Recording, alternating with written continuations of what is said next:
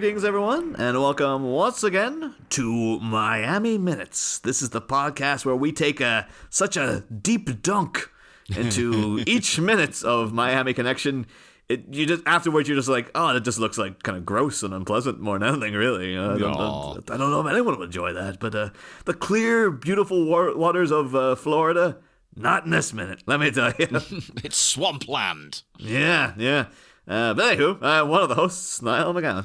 And here to drag you through this minute, although hopefully it won't be a drag. You? I'm your other host, John Parker. I got you. Because theoretically it should be a drag, because it's like, it's a minute of just grieving. Yeah, it was in isolation, watching this on its own, to prep. It was a real bummer. I was just upset.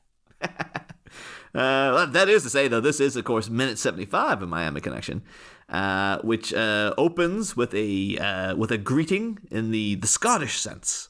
The Scottish sense of I was greeting. No. And it ends a minute later with sword and face meeting. Because again, I've got some questions about these swords at this point, because not to skip ahead too far, but John outright whacks a guy in the face with a sword, and it's just like, yeah, you didn't cut him at all. What happened? You basically just hit him in the face with a pipe. It might as well have just been a pipe you're carrying. But I think we're supposed to kind of infer that maybe he sliced him across the chest on the way up to the face. I don't know. I think it. Maybe he's just like, after seeing what happened to Jim, I can't bring myself to draw first blood. Oh, I guess they drew first blood. So they drew first blood. That's the rest of the film now. Is just going to be John and Mark hiding out in the forest. I guess it actually technically is, really. Basically, you know what? The similarities now between First Blood and this, it's quite startling. You could actually just pivot into... I was about to call it Rambo. It's not called Rambo. Pivot into that, though. You could... it could be the start. Like, why is he just, wandering around? Maybe he's actually... I've just slaughtered 100 ninjas. Oh shit! That's the actual backstory that they never mentioned in either the novel of First Blood or the film was that prior to the events of it, John Rambo had been involved in a Miamian, Floridian ninja biker war. Where one of his best friends, I want to great at the end, when he does the whole thing about hey man, you ain't even got any legs and all that stuff. Oh. He just started talking about Jim, he was going to see his father, and then we went out, and then they stopped us, and we went, ninjas, and then I had to jump out and kicked a couple of them. Sliced his tie clean off. That would be because then we have a John in the scene. His last name this whole time has been John Rambo, and we just never even knew. My God. It's all coming together. Oh, my God. And then you could even do a new Expendables and get YK Kim in it. Not the guy who played John, of course, but YK Well, Kim. no, I mean, you couldn't do that. Yeah?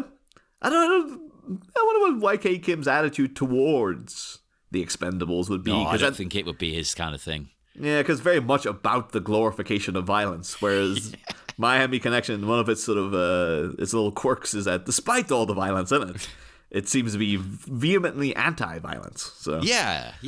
I suppose people make fun of it for that, but going through minute by minute, that's something else that's changed a bit for me. I can see what he's talking about now. I think I latch on to his message a bit more. Maybe it's not as effective as he wanted it to be, but I mean, you're seeing what it leads to right here. Well, how many minutes we got left, though, actually? Because I think it actually hasn't been all that violent minute by minute. They had the opening sort of... there's been fights. There's been lots of fights. But there's not been that much blood let. But that might change now. Within the next, 10 episodes or so. Yeah. I think quite a bit of blood does get drawn. We've got 12 left after this, and 2 of those are pretty much credits. So about 10, yeah. Yeah, so 10 minutes, and I'm pretty sure, it's... I'm pretty sure it gets real. For once we get the Ishito showdown and stuff. So. But it's his message again. Look, you see what violence has wrought from all sides to both sides. Yeah. Although the one thing though, it does make it look a little cool when John is making his way over to the fallen Jim. Oh, so he's just doing that little double kick maneuver on his way past. It's like, yeah, okay, yeah. That is amazing. One of my favorite things as well is when he comes over to the slowly expiring gym, and that ninja sneaks up on Mark, and he's about to behead him. Yeah. But then John just kicks the shit out of him in like 1 second. I just really like how casual and sort of offhand that is. Mark doesn't even know that's occurred. I will say, actually, I think it might be the best sound effect of the whole film. Yeah. Because just the actual as the boot hits the face, it's like, yeah, that's a kick in the face sound effect right there. Like, there's no question in it. It's like, no, you chose well with that. Like, it's like it's not comical, unlike your current door situation, John, which of course mentioned yesterday. This one when listeners might be me and John. We watch Gladiators together. We sit and we let's clarify, by the way, Gladiators, not the movie Gladiator, and it's the English version of what you Americans call American Gladiators. I mean, there's something. No, it was like a weekly tradition. We just watch Gladiator. Like we just we'll never do a podcast about it. We just like to watch it. But yes, yeah. Hang on, I just thought there isn't a minute by minute a Gladiator, is there? There is not, actually. Yeah, and you think there would be because there's a lot of historical stuff in there to delve into as well. Oh shit! Don't give me any. My forte isn't Roman times. But now you're giving me an idea. You could roam into that territory, I have a lot of books downstairs because for my degree I did have to do stuff about Roman. Most of what I did was about Roman architecture and things, though. But I've got a lot of books down there.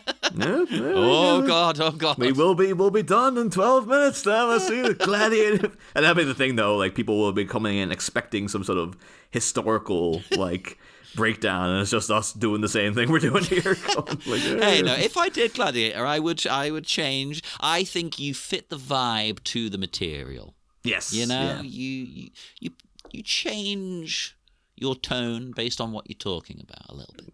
Yeah. And plus, too, like everyone in Gladiator either already had like a storied career like Oliver Reed, where there's just tons to talk about already, and there's tons of research to do, or they would go on to be like Russell Crowe, like that kind of thing. It's not like Miami Connection, where it's like we got nothing. Like these guys did this, and like we just have to make up stuff because there's nothing else there. Oh, it'd be very different. But I distracted you from your point. You mentioned coming around to watch Gladiators. Oh yes. So, but I did note that like your comical sounding door flap. Of like, again, Americans might not be all that familiar with this as well, but like, because instead of knockers, some houses some people will just do like the little door flap and just go like a little to indicate you're at the front. But then I did the Jaws yesterday, and it just had this needlessly comical like donk donk kind of sound effect. I loved it. It really distracted me. But like, I noticed, you couldn't get it off your mind. But they did that with the sound effect here. Like John come over and putting the guy in the face was donk. I would love it. And there are some ridiculous sound effects later in this very minute. Which I also loved. But like I have to say, I really appreciated it. It was just a good old fashioned leather hitting cheek sound effect they got there. Oh, we all like that when the leather hits that cheek. Oh yeah. We go around, we watch the Gladiators, and we let leather hit cheek every Sunday afternoon. Well, that's in the privacy of my home, listeners. Although everyone knows it's happening because you can hear that donk donk all the way down the street. I will say I thought the ninja pretty slow though. Like when he's going up behind Mark, he kind of maybe slow for a ninja. Like he hesitates almost a little. It's almost as if he's like it's just the actor waiting to get hit. That's almost definitely what it is. But in the world of the movie, let's just say maybe he even had a brief hesitation, like oh my God, have we gone too far?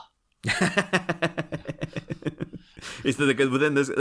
This would be the chapter in the novelization that we've mentioned before. Where one of my favorite things about movie novelizations is that they will always just have a random like filler chapter that goes into like the Howard the Duck one, the novelization of Howard the Duck, there's an entire chapter about the scientist who creates the laser that's used at the end, and it's just this ridiculous story that the guy just made up and things like that. And like there's a whole, like in the Batman Forever novelization, so much more with Chase Meridian that the guy like Peter David was just like, I'm just making up a character. Like I'm like, if it's not there, I'll make it up. But you could, this would be it. Then you'd start it by being like, Johnny Flynn never wanted to get into ninja-ing, but like, and you go through his entire life up to this very minute where he's just like, this was the moment he was considering, just like, I could kill him. I could finally claim victory for Yoshito and finally win his love. No, but I can't. Look at him. Look at him. Seeing the genuine affection. Yoshito never treats his people with love. No, this guy's never felt any love. Yeah, like Yoshito, and then they see Yoshito go out to the biker bars with Jeff's friends, and he's having a great time with them. Like the potential neo-Nazis and stuff he was hanging out with, but never for his own crew. All he wants is to feel Yoshito's caress. Yeah, he wants to go to his house on a Sunday, watch some gladiators. Yeah. And feel the leather on his cheek, To be fair, Yoshito probably would watch gladiators. Oh, 100%. Oh, yeah. I have a feeling these guys could all sort out their problems if they just sat down to watch some gladiators. Absolutely. There's all like debating, like, are you a saber or are you a diamond man? And like, everyone goes saber, of course. Of course. Anyone of culture says saber. But listeners don't know, just look up gladiator saber. Yeah, go on YouTube. There'll be some good clips. Yeah, and then come and thank us later. Yeah. But in this moment, then it would be like, but look at the genuine affection that this guy has for, like, he considers Mark the Yoshito of his enemies, and yet to see Mark openly grieving, a fallen friend, you'd be like, no, this isn't, like, I can't kill this man. And then with all this going on with his mind, this takes up like 6 pages of the book. And then it just ends with like Sean booting him in the face, and he falls down and like cracks his skull on a rock or something. And that was the end of that guy. Then we just get straight back into chapter 57. Yeah, I love it when they do that. Oh yeah. That's like was it last season on Batman too? The Bert and Ernie. There's a whole side character made up for Mask of the Phantasm in the novelization of a guy called Burton Ernie. I still am not over that name. Yeah, that was all just to tie in to a little thing at the end to be like, see that guy in the boat? That was him. It's like, wow, I guess you really had like you gotta get to at least 90 pages. Okay? At least 90 pages. Look, back on track somewhat. We've talked about the face kick, and I completely forgot to tell you to have a drink, everybody. Oh, of course, yeah. And then the aftermath, I guess it's just supposed to be like one of those real, like, it's emotional and everything's all, but like, is it, Jim just kind of like falls into the river. Like, it's not like we're going to try to, I can't tell if Mark's trying to just move him to like get him to the hospital or whatever, because he is doing like we should say, I think like, 98% of the dialogue in this minute is just Jim. At first, I was like, oh, this is going to get repetitive. But then the more I watched the minute, I was like, oh, no, actually, you can hear the sadness in the way he's saying it. Because I think he knows this isn't going to end well. Well, I think he's saying all the stuff of like, you're going to make it. You can make it. He says that at one point, and it's like, it looks like he's already dead, dude. Yeah. Like it's good acting, actually, that. Both from both parties here, because I think you can hear in Mark's voice, it's almost like he does know, like, this, he's dying. Oh yeah. And then the acting, out of Jim here, I think it's fantastic physical work, because he really looks like he's not like writhing around and thrashing. He looks like he's about to pass out and die. Yeah. He's very much in the Mr. Orange version of like a fatal wound, because like I think there's one scene in Reservoir Dogs where like it's actually very similar to this scene where Mr. White's driving him and he's just like, Mr. Orange is in the back doing a problem, like, oh Jesus Christ, like he's really in panic mode and stuff, and then the rest of the movie he is basically just lying on his side with like I think it's like the critics at the time who were laying into the film were like, if you bled that much, you would be dead already. And I think Tarantino was like, Yeah, it's a visual punch, isn't it? You know. Yeah.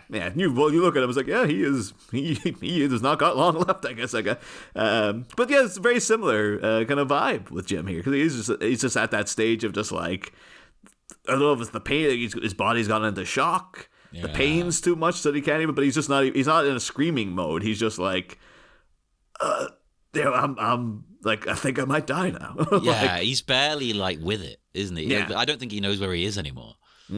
But he used to be with it, John. Then they changed what it was. Now what he's with, isn't it? Oh, no, he'll always be with it. Yeah. But also have to say, pour one out too for the suit, because that suit it does not survive this movie. Like Jim, spoiler, might survive the movie, but that suit is just like I'm assuming they only bought the one. Like, yeah, in terms of the production crew of Miami Minutes, either this might have been the actor's actual suit that he brought to set, and they're like, "You have any?" That'd be the weird thing, because they might have had to go to him like, "Do you have any old suits that like you wouldn't mind getting wrecked?" And then you bring in this thing, and they're like, "We can't pretend that's like a spiffy new outfit, though." So I guess YK Kim might have been like, "We're going to the Salvation Army." I guess they're gonna. I like the suit. I think for the time it's quite snazzy, you know. No, I think that they would have had that thing of like, it has to look decent. It has to look like a proper new suit, but like, we are going to be wrecking it. Like, it's no. Yeah. They're going to get, like, if not all the swamp water that's going to get on it, just even all the fake blood. It's like, yeah, you can't, like, just dry that out and then go and wear it to a job interview. Like, it's done. Like, that suit is out of there. It should be, of course, like, up in the friggin' movie, like, Hall of Fame. It should be, like, there with the Kane from Citizen Kane at this point. Should have been in Planet Hollywood. You know? Exactly, yeah. Should have been Arnie, Bruce Willis, Sly, and YK Kim opening Planet Hollywood together. Oh, fuck yeah. Could have done meals based on everything in this movie. So, that noodle dish they eat. And then everything at that table's free and scarfed down by freeloaders coming in.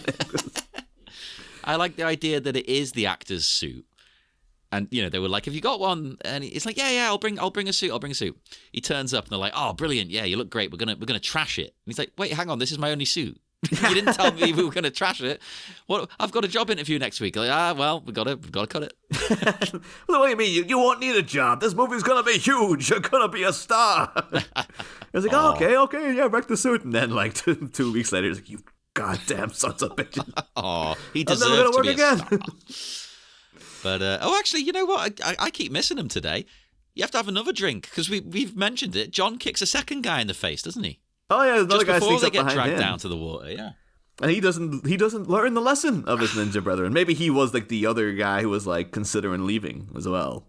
He was, like, the kind of, like, oh, my God. But then he missed a split second where, again, you would have had, like, a 20-page chapter about that first ninja.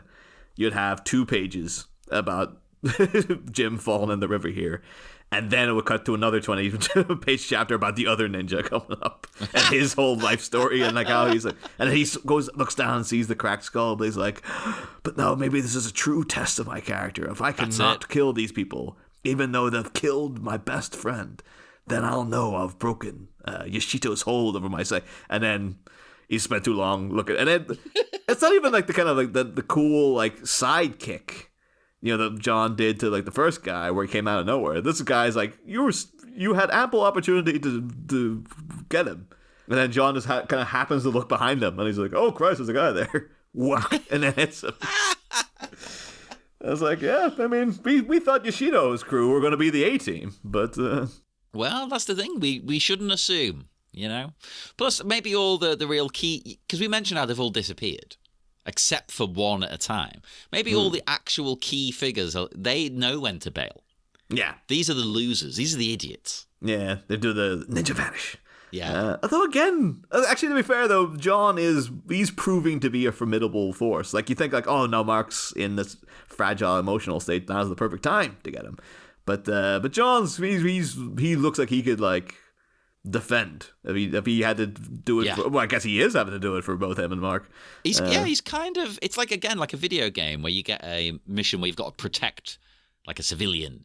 It'll always be a sort of a mission where you've got a hacker who has to hack through like doors, and they'll be like, you hold off the enemies while I hack this door, and there'll be like a 5-minute timer. Yeah, I've been there. They are not pleasant. No, it's always stressful. I get really stressed out. But that's kind of what's going on here, isn't it? He's protecting Mark while Mark does his mission. In our multimedia Miami Connection project, of course, the tie-in video game, this will be like a protect Mark while he tries to get Jim to the hospital.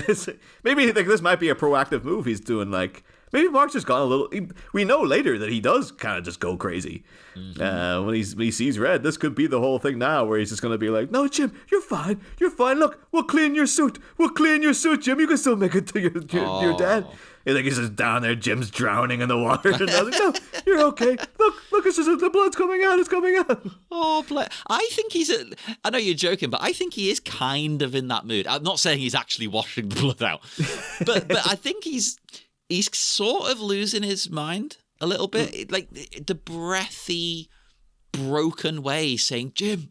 Jim. But at some point too, it's not even like he's trying to get to Jim. He is just like under his own breath going, "Jim."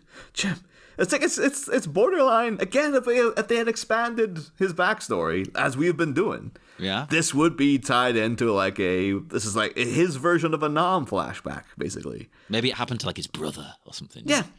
It'd just be like whatever happened to Mark to make him leave Korea. This is like it was something similar to this, where like all my friends were attacked and like I was out in the forest just like this. Yeah. It was the Predator, of course. Oh my God, that'd be amazing. It was like he was like that day. He's like Dutch, no, Carl Weathers. He's actually just having a flashback to the movie Predator. It's gonna be like that episode of It's Always Sunny where like Frank just keeps telling people about his past and it's just First Blood. It's literally the exact same. And then they go like, "Mark, why did you leave Korea?" And he just comes out with the exact plot of Predator. They're like, "That sounds pretty familiar, man. You sure that happened to you?" Like, no, it happened to me. That's still one of my favorite things. My favorite like build-up jokes was in season 1 of Glow, where Mark Maron keeps telling people about this masterpiece of a film idea he has. Oh God, yeah. And he's like, "Oh, it's really messed up stuff, man. This is real Oedipal stuff. This is gonna scare the straights. This is gonna like freak people out, man."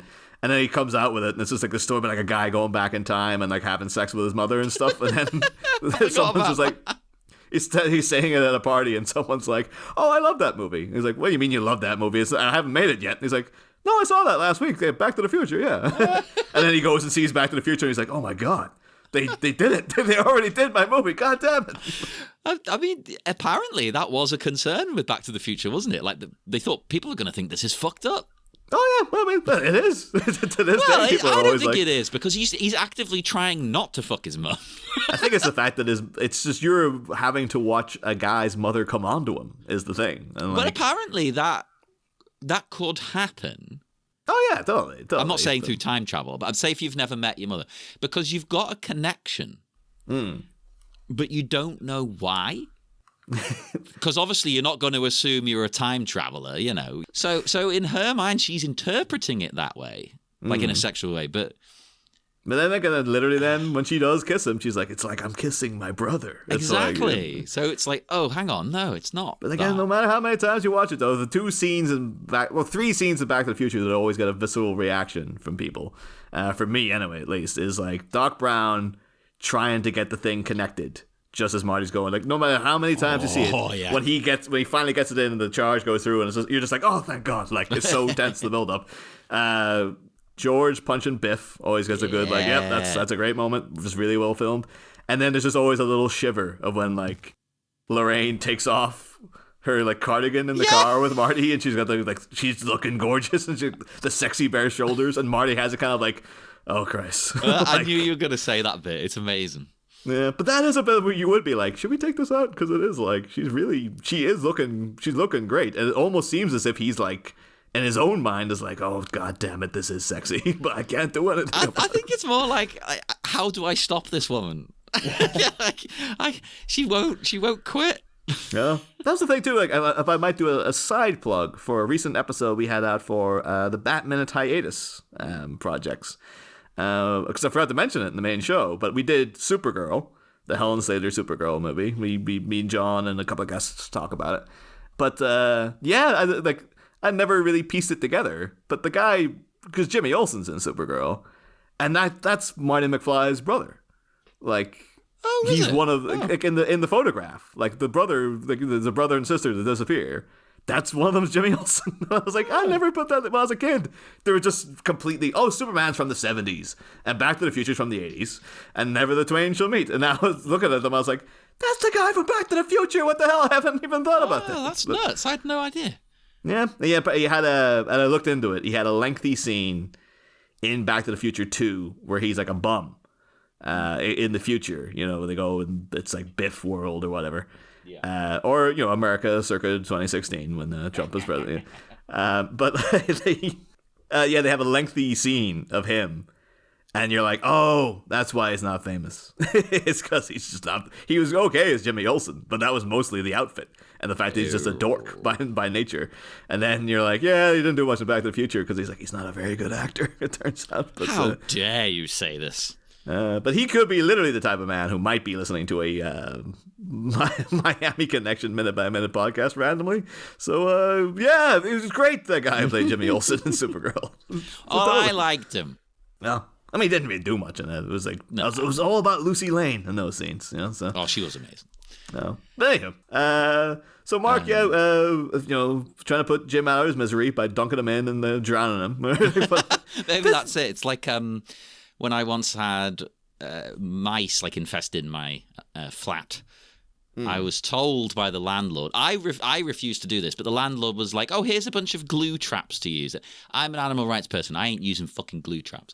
But one of the reasons out of many that glue traps are bad is they don't die on the trap. You're advised to drown them in a bucket. Yeah. I had to do. It wasn't a glue trap, but I had some friends one time were having problems with mice, and I came around and they left out poison. And the halfway across their kitchen floor, I was there. I think they'd gone on holiday, and I was there to water the plants or something. Oh yeah. I came in, and this half alive rat crawling its way across the floor, and I was just looking at the broom guess I'm doing this, and I had to beat a rat to death with a broom because I'm not gonna leave him. No, because it sounds horrible, but you did a kindness in a weird, violent way. Yeah. I was put him in I'm not gonna pick him up and put him in a bucket.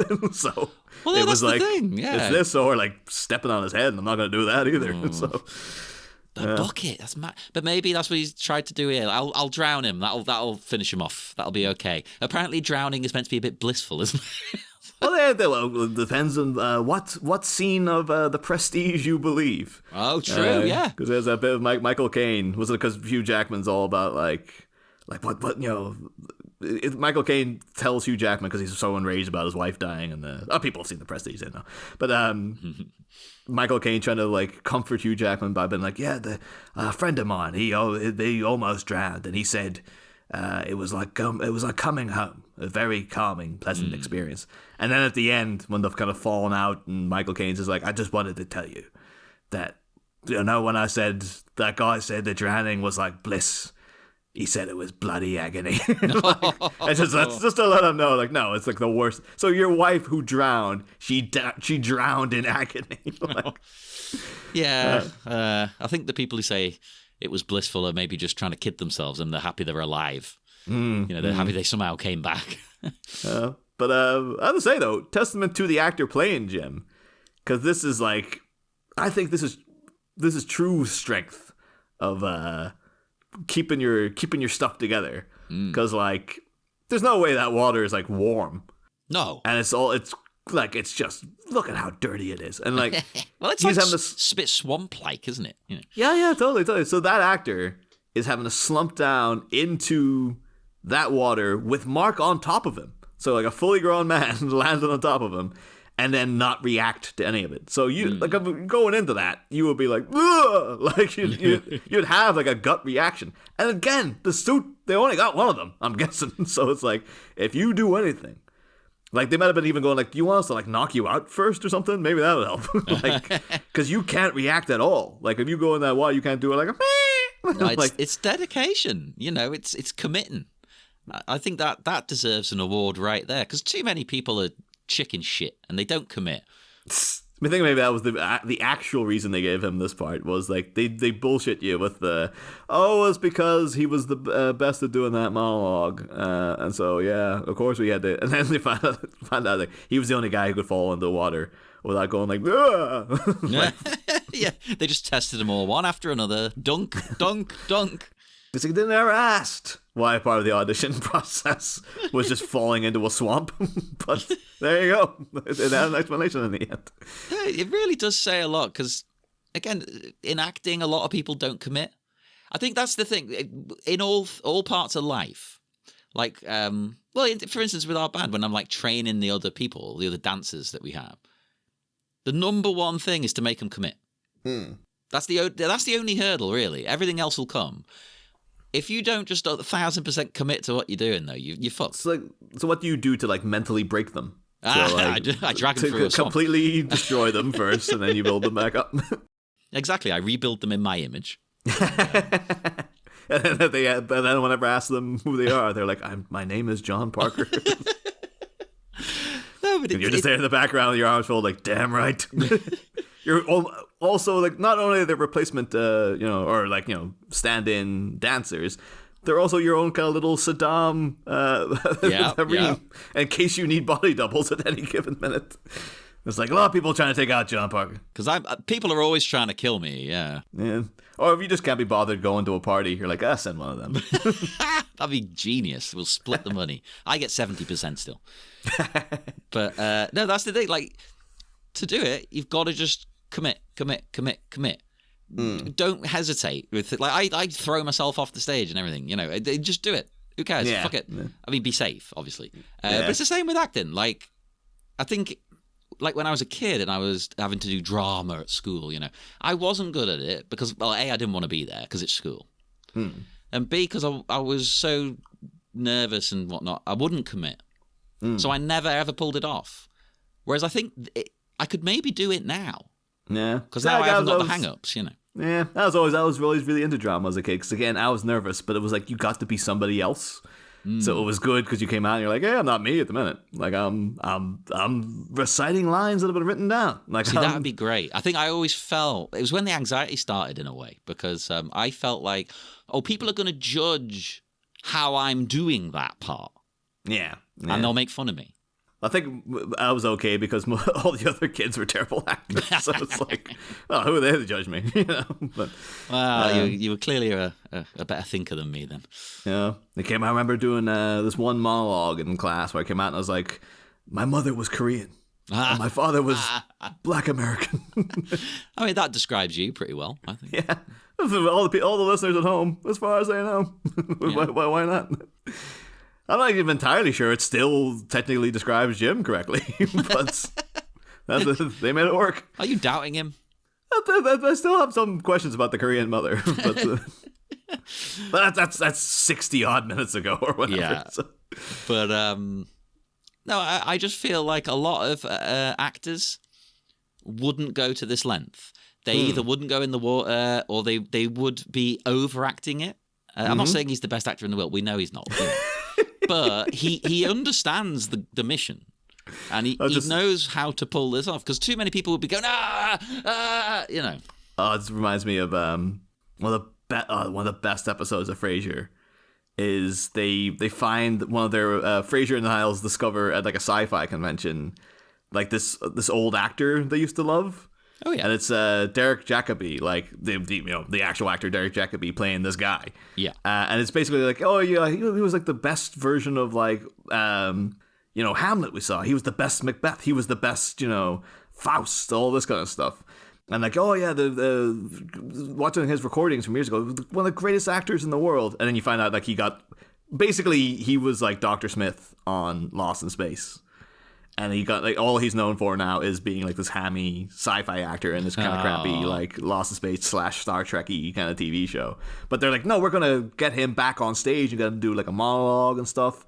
and it's going to revive this guy's career. And Frasier and Niles, of course, they get really big-headed about it and think they're like saviors of theater and all this kind of thing.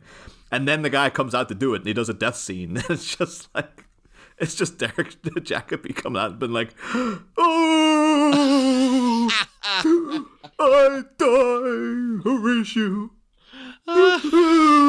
Like, and he keeps doing this. I can't do it now, but like, he keeps doing this like kind of sound. And he's just like the worst actor in the world. It's a bit like Blackadder in the third series where they've got the actors there and they're going like, "Whoa, to be or not to be."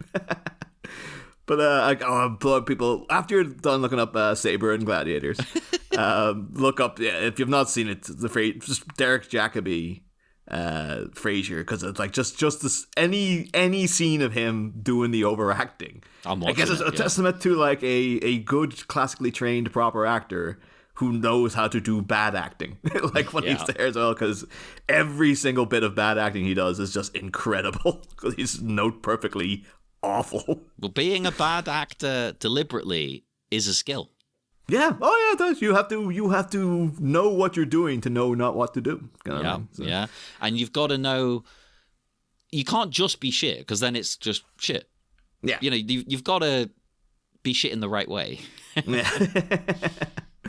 But though Jim, he is like, again though, maybe he did do a couple of takes of like, no, I die, Mark. Like, you know what? Maybe Jim doesn't talk in this scene. Maybe he's that wounded. Can we do a thing about the sword cutting out his tongue? Something like that? Oh, it didn't just get the tie. He had his tongue hanging out. Weird details. Like, what kind of zigzag? What kind of magic blade was this? There was a second swordsman on the grassy knoll over there or something. We've already seen that somehow Yoshito has fucking fireball powers. That's true. Scorpion from Mortal Kombat. Oh, we'll get there. He should rip his face off at one point and just breathe fire like Scorpion. But there's so many elements. Like, actually, again, this weekend, John, we were talking briefly about you got lost on the way to meet up with people and had to walk through the park. Trusting Google Maps. And I had to walk through and not knowing that it had been like raining, I guess. Mm-hmm. And I had to go in the similar situation. Even though I did know it had been raining, I just didn't anticipate how muddy the park was going to be. No, it was horrendous. Because I didn't think it had been raining, really. Yeah. But then having to walk through that mud in that scenario, and then like it's the suction on your shoes. It's I ain't going to make it.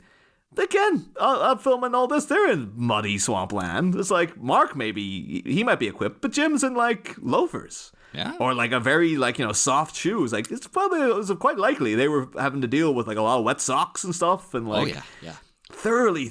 I'm fairly certain somebody got a staph infection after this. Like this is like there's people who came out of filming Miami Connection where they're just like, I don't want, like, I'm still itching from that. I've got I got viruses. You never you never want to think about it again. Like, up the wazoo. He's like, I got infections out there that ended marriages. Let me tell you. Oh yeah.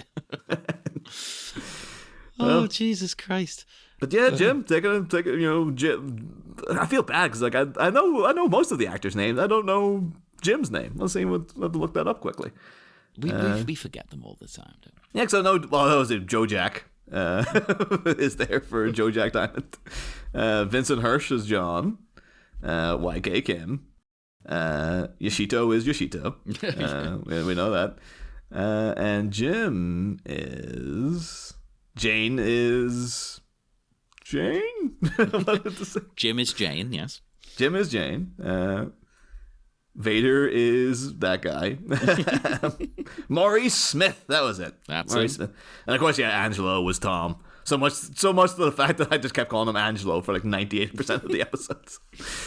Yeah, but it was weird because like usually during Batman, it's just like, yeah, I know every detail of every one of these actors, and then Miami Connections is like, what do you call that guy again? He's like a main character, but like what? Yeah, you don't need to know. yeah.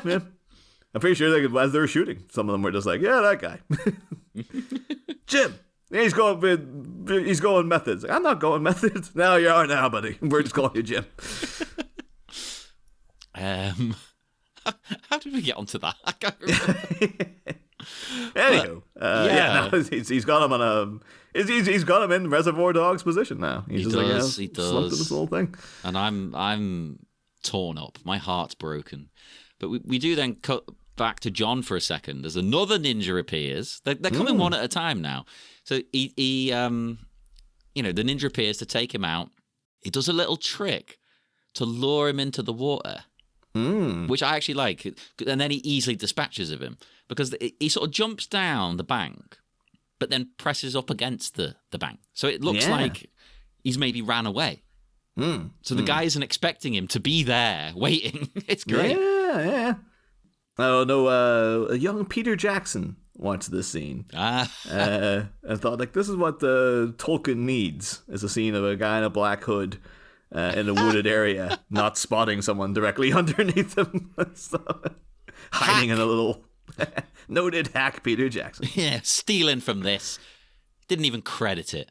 The thing is, too, because Miami Connection only came out in New Zealand, 2 months before they started filming Lord of the Rings as well. No, it reminds me, it's a move I know we've mentioned on the show before, but it reminded me a bit of, again, that bit in Brick, where Joseph Gordon-Levitt's running away from a guy, and he turns a corner, and then, because you can hear his boots, and so Joseph Gordon-Levitt just sits down, takes off his boots, so the guy doesn't hear him anymore. And then as he's coming to turn the corner, he just sticks out his foot and trips the guy, and he goes flying and clangs his whole head off the metal railing and stuff. It's actually I really oh Jesus, that did some damage from the sound of that. But yeah, this guy not only does a jump into the water, but he does a $6 million man jump because he has a little sound effect that comes with it. It should do the exact sound effect. Yeah, it's about, hello, Marge. I am Lee Majors. that was how I learned who he was, because I saw it as a kid because they still repeated it. Oh yeah. But I don't think I ever knew the guy's name. This is so much of our our childhood TV programming was programs from 20 years previously. Yeah. That they're just stick that on the Saturday afternoon. Who cares? They used to do that a lot. I don't think they do that much now, especially now nobody watches TV. Oh, no. Now kids are just what's the new thing? What is the thing that's brand new right now? They're not looking back at The Incredible Hulk. I was about to say that I watched The Incredible Hulk all the time. That was my introduction to the character of The Incredible Hulk. Oh, totally, yeah. And Manimal, things like that. It was just always we just got the rights to 70s crap, Columbo. But I don't know the kids. I think Columbo as a character might be have people curious enough to go back and look. But I don't think kids nowadays are stuck on a Sunday afternoon for something to watch and then introduced to Peter Falk as Columbo because it's the only thing that's on. That was the difference. We had very little option. Yeah. And so, the $6 million man, I just know, I know that sound effect. And I know from, Saturday at 2 p.m. If you're stuck in the house, that and Airwolf will be playing back to back or something. Hell yeah. And not only does he get one guy like this, but another guy comes along and he falls for it too. He takes him out. I mean, but if it ain't broke, Yeah. Wait, and he doesn't just take him out. The guy's got a sword. Actually, is it this guy or is it another one? How many guys come after him? No, there's two guys. Yeah, because he disarms the second guy. That's the one I'm thinking of. And not in a kind of dignified, cool way.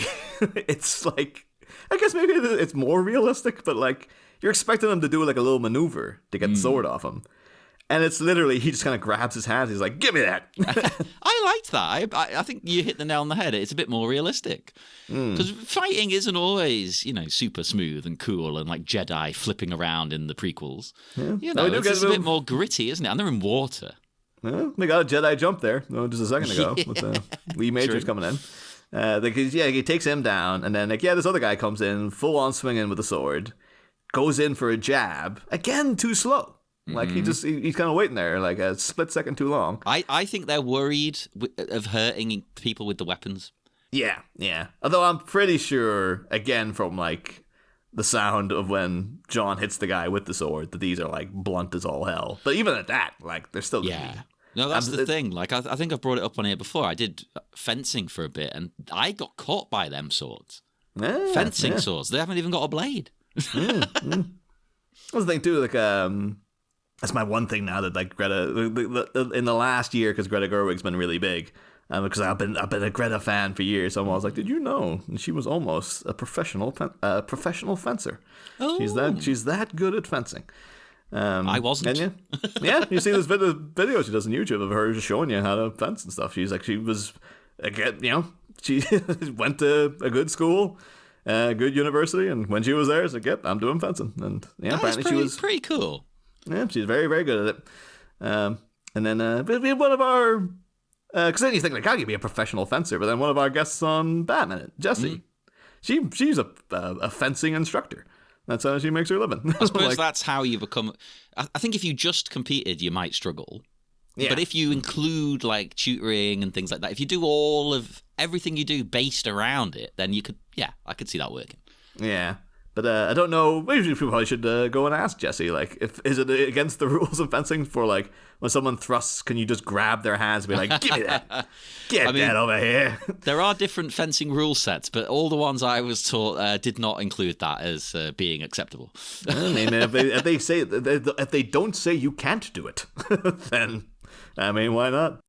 Actually, is something one of my teachers taught me. I can't remember which rule set it was now because this was years ago. Because there's different rules and you have different swords to go with the different rules and things. But he was just making me like hit people in the unprotected parts where there were no padding. He's like, yeah, hit them in the foot. Is it just supposed to be like, oh, there's no rule saying you can't do that? Yeah. Like, it's the Air Bud protocol of like, well, there's no rule saying a dog can't play basketball. Exactly. So. I think some rule sets specifically say you can't do that. But in this particular one, it was like, nah, doesn't matter. Yeah, I think all other sports do put in that rule as well. Like, no, a dog can't play this. Oh, like, exactly. They had to after that movie. Yeah, is it that year like the swimming at the Olympics? Just like the dogs in the pool. Oh my god, it was crazy. But I would kind of watch that. I don't watch the Olympics. I'd watch dogs. Yeah, that's the Dog Olympics. There you go. Actually, write that down. There we go. That's a $1 million idea. We'll approach the BBC in the morning. But I mean, they're going like, no, we're not doing that. What else you got? Like, we have like 75 episodes breaking down Miami Connection. Sold. Is there any visuals? Oh, we don't need visuals. it's fine. We have to do it live on Saturday nights, and we have to have celebrity guests each week. This week, our guest is Graham Norton. This next week, our guest is Saber from Gladiators. To talk about the swords, of course. That's why we got her in. Yeah, totally. But they'll try and shove Claudia Winkleman onto us. Now we're getting into the real bit. Like, I know not one American alive knows who Claudia Winkleman is. Good. You don't want to know. I hate her. I have an irrational hate for her. I don't know why. I think it's one of those. You're like my dad with Davina McCall. He's hated Davina McCall since the early 2000s. I'm with him. Yeah. And every time she's on screen, he brings it up as if like we don't know. Like he has to like really be like, I don't know what it is, but let me tell you. It's like, I know you hate her. You always hate her. You call her the Beak all the time. I get it. Yeah, because you've got the nose and stuff. Sometimes you just hate someone. Yeah. Big like Yoshito with I don't know. I guess he thinks. Well, Yoshito has legit reason. Whether we agree with it or not, he at least has, from his perspective, he has a reason. Yeah, I guess there's not much like everyone like all the reasonings behind the hatred for Dragon Sound in this film. There are at least reasons there. It's just that they're irrational. Yeah, like you're going out with my sister, I'm going to kill you. Like, oh, I got fired and this band replaced me. I must go and destroy that band because clearly that was their idea. Like, yeah, I got fired and then my ex-boss beat me up. I'll take it out in that band. Like isn't that how you do your business? Yoshito been like, oh yeah, we need to move drugs through Orlando. Dragon Sound's gonna get in the way of that somehow. You better go take care of that. Like, it's like, you sure? Okay. I don't think so, but whatever. I support it. Mm-hmm. But yeah. So we're near the end of that here, anyway. Yeah. And then we do. We get this. John taking the sword. I guess again, it's just the awkwardness of the stance and stuff, because I'm sure he has had sword training with YK Kim, but it does look like a guy just wildly swinging he doesn't look like a trained samurai. You know, he looks very much like. Well, plus he's enraged. That's true. He's actually like doing Mark's scene from later in the film. Like, yeah, John did it first, I guess. It's basically the same. Yeah. Yeah. It even ends on that pose of him turning with the stance, holding up the sword with the two hands and going like, "Rah!" It's like, yeah, that was the previous last image of the film. Like, oh, those were supposed to end, but only with Mark doing it that time. So, but he, it's a great shot that you just mentioned there. Oh, actually, no, hang on. He slices him. That's a drink. Take a drink. Oh yeah, and he slices, but you can hear like a. So it just sounds like he just hit the guy in the head. So yeah, it's a weird one. That it's like I'm looking at it now. Let's go slow, frame by frame. Where does it? It's a bit. I think he's meant to have hit his side. If we're going frame by frame, I think that's where he's meant to have struck. But it's probably the worst strike we've seen. Not that it's not bad. I'm just comparing it to the other wonderful shots we've had. But you get a drink there. But then that shot you mentioned of him holding the sword, that's amazing. His anger. Yeah. Good. I can feel your anger. It's very that. It's like he's going slightly too far. It's when Anakin kills the Sand People. And they are on the forest moon of Endor here as well. Absolutely. Oh, imagine if an Ewok just walked out. Oh yeah, Dragon-san got taken out by the Ewoks. They get stuck in a net. There's all kinds of japes. They think Mark's a god. Yeah. Or like Joe Jack, like he shows up and they're like, Joe Jack, pretend to be. My name's Tim. It's like, what's this character name again? Actually, Jack. Oh, I don't know. No, I think it's funnier you not knowing. I don't want to tell you. It's like it got spiraling out of control now because I knew I was originally confused about like whether the actor's name was Joe or Jack, and now I was like, is his character name Jack? And then I'm calling him Joe. Like, what's happening? Oh, forget it. We're at the end of the minute. It's fine. But yeah. I mean, that's all the notes I got for this particular minute. We are now we're through the looking glass here, people. We are, and you know what? Because it's still so sad, I'm going to do you a favour and I'm going to let you have another drink, people. I'm going to consider this family drama just to give you another drink because, after all, Dragon Sound are chosen family. Yeah, they're 100% family. So take a drink. And pour one out for your boy. That doesn't sound right, me saying your boy. That doesn't work in my voice, does it? It's your boy. Yeah. That's going to be my new thing. And your weird clunking door flap wasn't working for you, so I gotta get a new thing now. I'm branching out, I'm taking my thing to dangerous places. Number 8, donk. Number 8, donk. I'm tempted to do a full version of that now you've said that. But yeah, shall we break the connection? We should. Actually, I suppose there's the commentary track. There's not much, though. They do mention, of course, how the first ever screening of the movie, the first ever time they showed people it properly, not just the editor, it was the version where Jim dies here. Yeah. That's it. He's dead. And YK Kim says that nobody liked it. Yeah. The crowd, from his description, the crowd practically revolted. That's what it sounds like. Like they're trying to be as positive as possible, but it genuinely sounds like people came up afterwards in anger or something like that. I'm going to fucking punch you. How dare you let that character die? Like, no, I can get behind that too. He is just like, well, he's like the one. He's like, you idiot. He was the best one. Like, yeah.